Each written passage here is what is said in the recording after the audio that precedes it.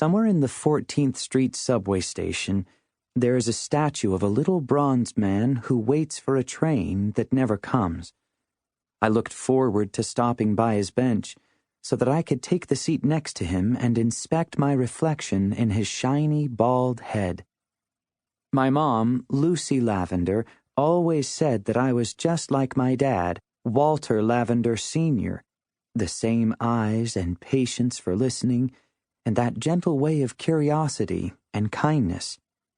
But no matter what surface I looked in and how hard I studied my features, I saw only my own face, bland and uncomplicated, and it was that, along with my silence, that others attributed to the dumbness of a slow, amiable boy.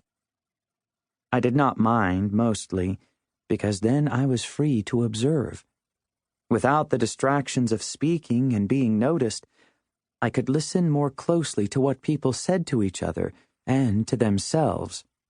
I could watch more carefully as the skin of the world glided and stretched, and when I was open and attentive enough, I caught glimmers of the underlying bones and gears, and my understanding of the secret workings of life sharpened. In kindergarten, the teacher read aloud the story of Helen Keller and had us sit in the dark until our ears tingled, our fingers too, and we smelled and heard things we had overlooked.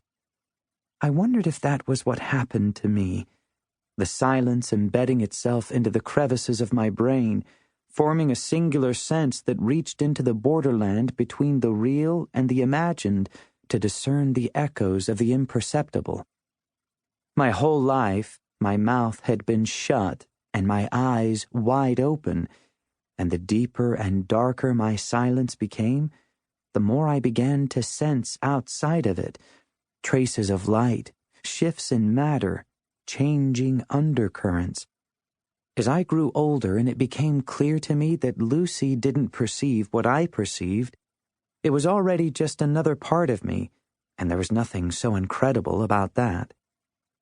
The things I noticed were small and fleeting, easy to miss, scratches or flourishes in reality, clues that pointed the way to the larger truths buried beneath the surface, like the molten ripple along the base of a vase of lilies in danger of tipping over, or, when it came to people, the disappointed hiss of something doused before it could be said.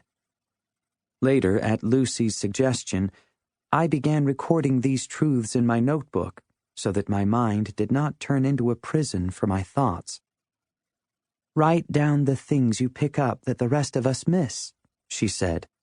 "That way you won't forget a single one, and one day you can tell me everything." My notebook was my companion before I found Milton. It became a part of who I was, an observer, a witness. When I noticed a small detail about a person and jotted it down, I had a feeling that I was speaking and an ear was listening. Sometimes, though, I looked down at my handwriting, unreadable to anyone who wasn't me, the letters distorted and toppling over like towers of blocks, and a bolt of rage ripped through me because these thoughts did not matter. I could not communicate them to anyone.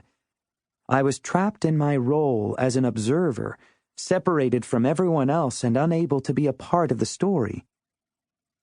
That changed a few weeks before I turned 7. I learned that I could do something, that my ability to see around corners to flashes of the truth made me better at finding things.